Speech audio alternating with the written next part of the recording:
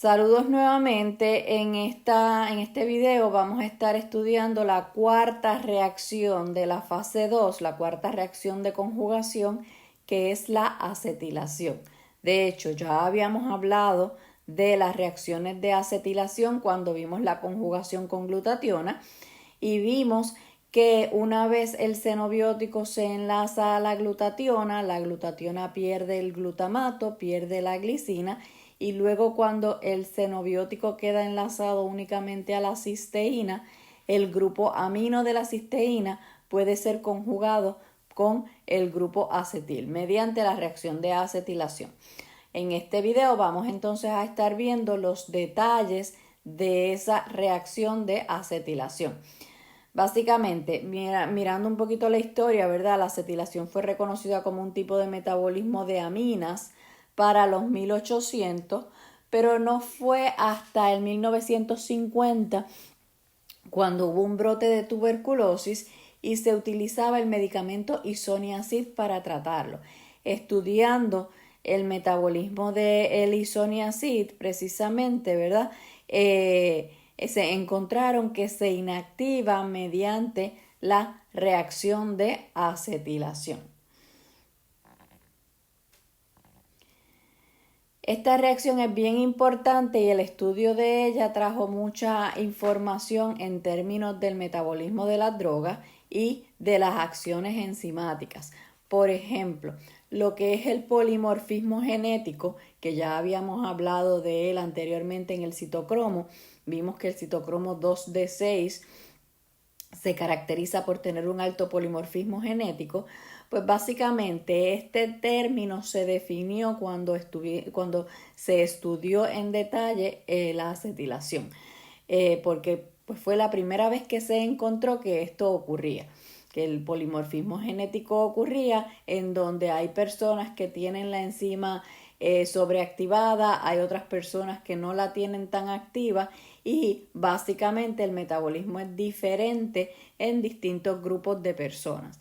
Ahí, estudiando precisamente el metabolismo de isoniazid, encontraron que habían personas que les duraba más el efecto de la droga y había otras personas que el efecto de la droga era bien breve.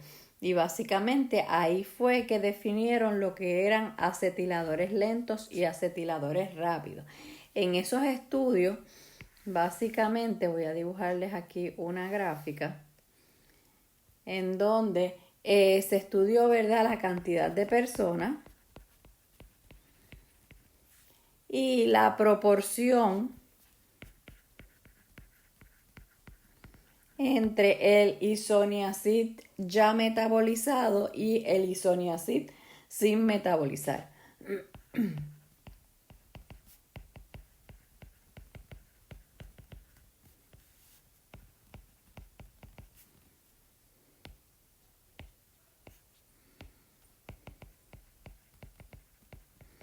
¿Y qué encontraron? Encontraron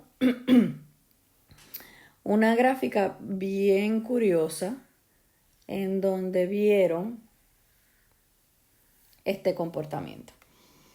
Aquí se supondría que fuera el metabolismo normal. Lo que encontraron fueron dos grandes grupos.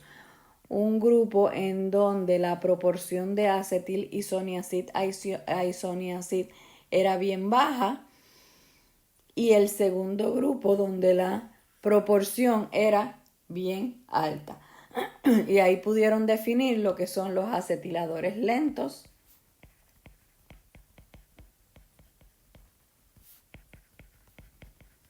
y los acetiladores rápidos. O sea, había un grupo de personas que acetilaban mucho más lento, esa enzima estaba inactivada o desactivada, debo decir, porque llevaban a cabo la acetilación, pero mucho más lento que el metabolismo, que sería el metabolismo normal, mientras que había otras personas que tenían esa enzima sobreactivada. Y por ende, ¿verdad?, la proporción de acetil isoniazid a isoniazid iba a ser mucho mayor. Y el efecto efecto de ese medicamento para los acetiladores lentos iba a ser mucho más prolongado, el efecto para los acetiladores rápidos iba a ser mucho más breve. Y de ahí entonces se definió, ¿verdad?, lo que es hoy, lo que conocemos hoy como el polimorfismo genético. Y esto básicamente no es una característica que esté relacionada con ningún efecto ambiental ni ninguna otra característica de las personas que no sea la genética, y por eso es que se le conoce como polimorfismo genético. ¿Cuáles entonces son los sustratos para la acetilación? ¿Qué tipo de compuestos llevan a cabo esta reacción de acetilación? Pues básicamente dentro de los xenobióticos se encuentran las aminas, compuestos que tengan grupos amino en su estructura, las hidracinas y compuestos que tengan grupos hidroxilos en nitrógeno, sean N-hidroxilados, lo que se conoce como N-hidroxilados, que es un grupo OH enlazado a un nitrógeno. Dentro de los sustratos endógenos se encuentran grupos hidroxilos, grupos sulfidrilos y aminas, pero para efectos de esta clase lo que nos interesa son estos grupos. El cosustrato, como les dije, ¿verdad?, esta enzima requiere de un cosustrato que en este caso es la acetilcoenzima A. Es un compuesto que se sintetiza en el hígado, tiene esta estructura. Todo esto que vemos aquí en anaranjado es la coenzima A. Y esto que está aquí es el grupo acetilo. Ese grupo acetilo es el que se transfiere de la acetilcoenzima A el xenobiótico. La enzima que lleva a cabo esta reacción se conoce como N-acetiltransferasa, se abrevia como NAT, y este tipo de reacción no se lleva a cabo mediante un ciclo catalítico, pero como el citocromo o el FAD, el FMO, pero sí se lleva a cabo mediante un mecanismo característico que se conoce como ping-pong bye-bye, porque es como si estuviesen pasando ese grupo acetil de un lado al otro, como si estuviesen jugando ping-pong con el grupo acetilo. Básicamente en ese mecanismo ping-pong bye-bye se basa en lo siguiente: el cosustrato va a acetilar la enzima, o sea que ese grupo acetilo pasa del cosustrato a la enzima, sale la coenzima A, luego entonces el sustrato entra al sitio activo de la enzima y la enzima le transfiere ese grupo acetilo a el sustrato, y ahí entonces el sustrato acetilado deja la enzima. Vamos a ver ese mecanismo de ping-pong bye-bye utilizando isoniazid precisamente como ejemplo. Y antes de mostrarles el mecanismo, voy a mostrarles como tal el metabolismo, la reacción metabólica, ¿verdad?, de el isoniazid, la reacción metabólica en general.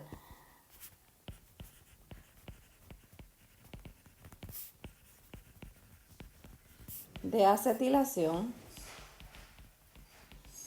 y luego vamos a ver el ejemplo con el isoniazid. La reacción general de acetilación que tenemos la amina, que esto, ¿verdad?, sería nuestro xenobiótico. Tenemos el cosustrato,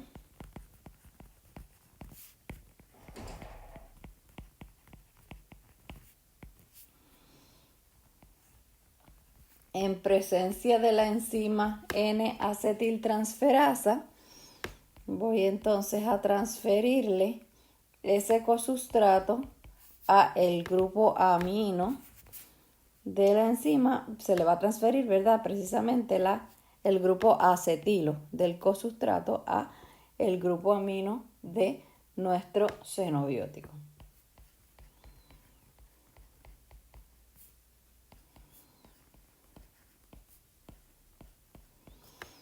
y voy a obtener la coenzima A. La coenzima A la escribimos como CoASH porque si vemos la estructura acá arriba de la coenzima A, ese grupo acetilo está enlazado a un azufre de la coenzima A. Ese azufre entonces se reduce al grupo SH y por eso se abrevia CoASH, pero esto no es otra cosa que la coenzima A.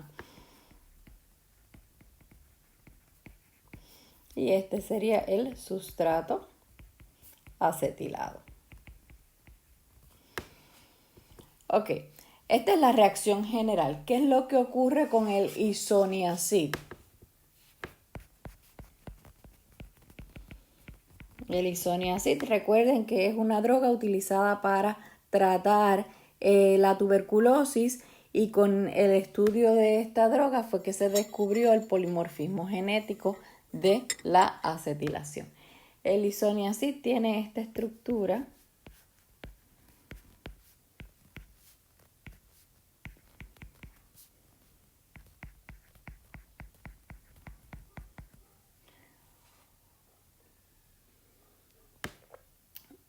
Y básicamente va a ser metabolizada en presencia de la acetil-CoA.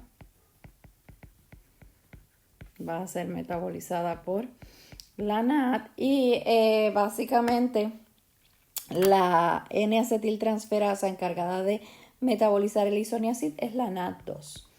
Ya sabemos que, ¿verdad?, es una familia dentro de la superfamilia de la N-acetiltransferasa.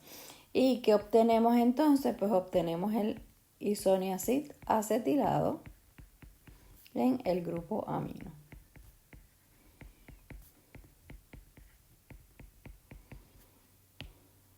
Aquí vemos, ¿verdad?, ese grupo acetil que se transfiere del acetil-CoA a el N-acetil isoniazid.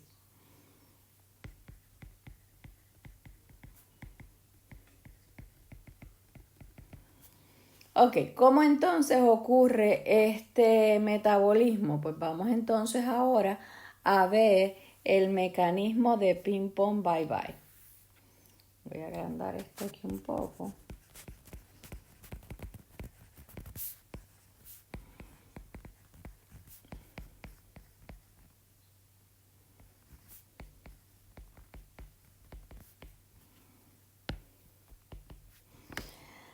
Vamos a comenzar con la acetil-CoA. Como les dije, la acetil-CoA le va a transferir ese grupo acetilo a la enzima.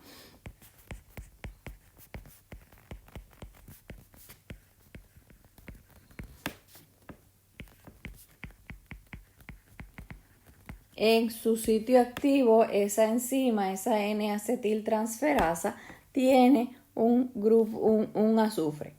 ¿Okay? Ese azufre entonces va a atacar nucleofílicamente a el carbono carbonílico de la acetilcoenzima A y entonces queda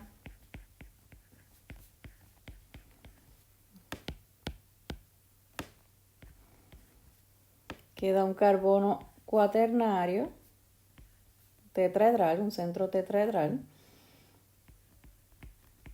enlazado a el azufre de la enzima. ¿Qué sucede? Aquí entonces se regenera el grupo carbonilo y para regenerar el grupo carbonilo tiene que expulsar alguno de los dos azufres. Cuando expulsa la coenzima A, entonces me queda la enzima acetilada.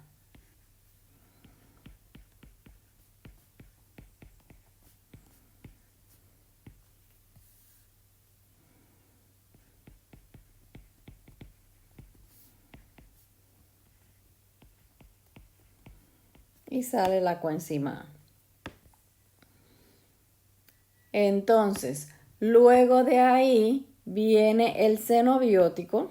Voy a colocar esto por acá. Luego entonces en un próximo paso viene el xenobiótico, que es un grupo amino, ¿verdad? O que contiene un grupo amino.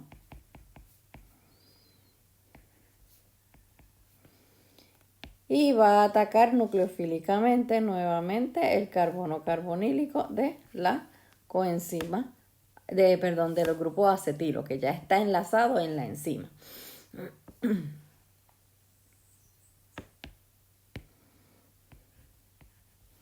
Nuevamente me va a convertir ese carbono carbonílico en un carbono tetraedral.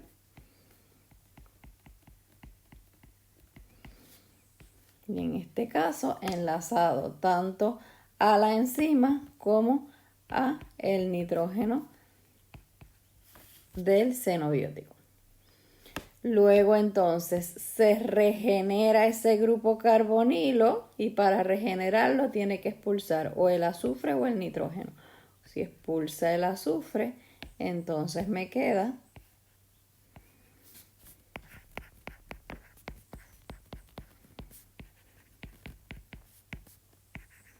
el xenobiótico acetilado y se regenera la enzima. Y ahí tenemos todo el metabolismo, todo, ¿verdad? Todo el mecanismo de esa ruta metabólica. Primero entra la enzima, se enlaza a lo que era el carbono carbonílico del grupo acetilo, convirtiéndolo en un centro tetraedral. Para regenerar el carbonilo se expulsa la coenzima A y ya entonces me queda la enzima acetilada. Luego entonces viene el xenobiótico, ataca nuevamente nucleofílicamente ese carbono carbonílico. El carbono carbonílico se me convierte en un centro tetraedral. Para regenerar el grupo carbonilo expulsa la enzima y me queda entonces el xenobiótico acetilado. Y se regenera la enzima. Y ahí tenemos todo el mecanismo que se le conoce como ping-pong bye-bye. Vamos entonces ahora a ver ejemplos, ¿verdad? De lo que es esta acetilación, además del que vimos con isoniazid, hay otros ejemplos que podemos ver. Entre ellos tenemos, por ejemplo, el mecanismo de PABA. Vamos a añadir aquí una paginita. El ácido para-aminobenzoico.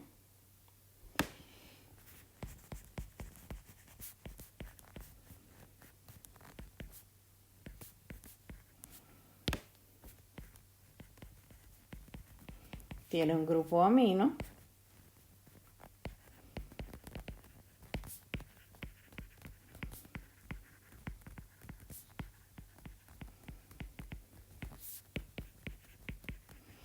Ese grupo amino se puede acetilar en presencia de la N-acetiltransferasa y acetil-CoA.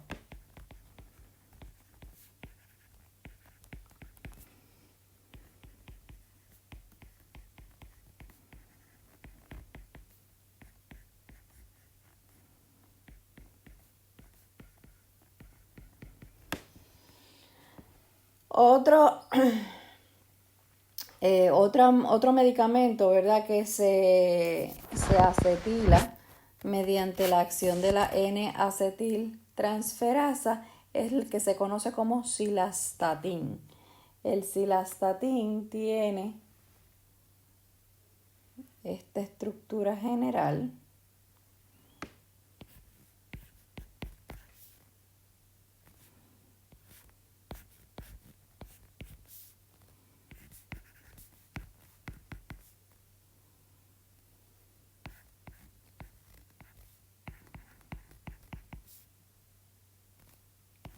Una estructura un poco alargada.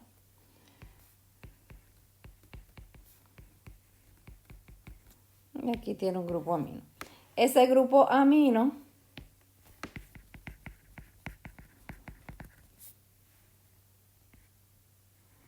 se metaboliza mediante la acción de la N-acetiltransferasa en presencia de la acetil-CoA. Y no voy a dibujar toda la molécula nuevamente, pero básicamente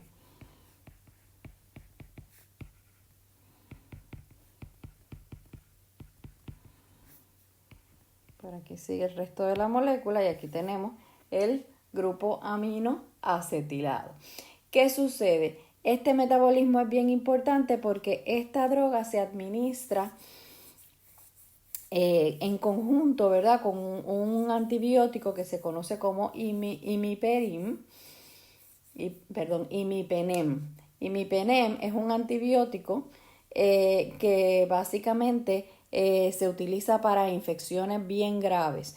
Ese antibiótico tiene la desventaja de que se hidroliza mediante una dehidropeptidasa y pierde su actividad. Así que, ¿qué es lo que hace? Pues básicamente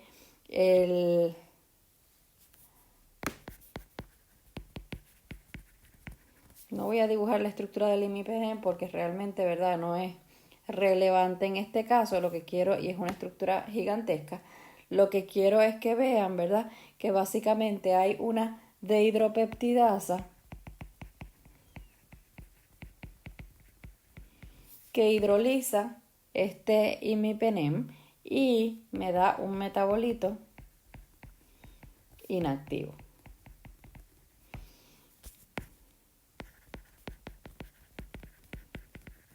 Ese antibiótico es un antibiótico de alto espectro que básicamente se utiliza para infecciones bien fuertes, pero una vez hidrolizado me da el metabolito inactivo. Así que para prevenir esa hidrólisis y mantenerlo más tiempo en el organismo, se añade el cilastatín. El cilastatín inhibe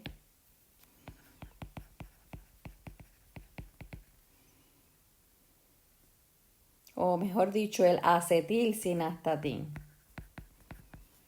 Cilastatín inhibe ese paso. Y al inhibir ese paso hace que el antibiótico permanezca más tiempo activo en el organismo. Así que se administran las dos en conjunto, el cilastatín se conjuga con el grupo acetilo y me inhibe esta enzima que me metaboliza el antibiótico. Así que lo que hace el acetilcilastatín es prevenir que el antibiótico se hidrolice y se me inactive. ¿Ok? Y básicamente esto ¿verdad? se administran en conjunto. Y en algunas ocasiones incluso pues se encuentran dentro del mismo medicamento. Por ejemplo, se ha desarrollado un medicamento que se conoce como Primaxin, que los incluye a ambos, al cilastatín y al imipenem. ¿Ok? Con esto entonces terminamos con la reacción de acetilación. En el próximo video vamos a estar viendo la conjugación por aminoácidos. Hasta luego.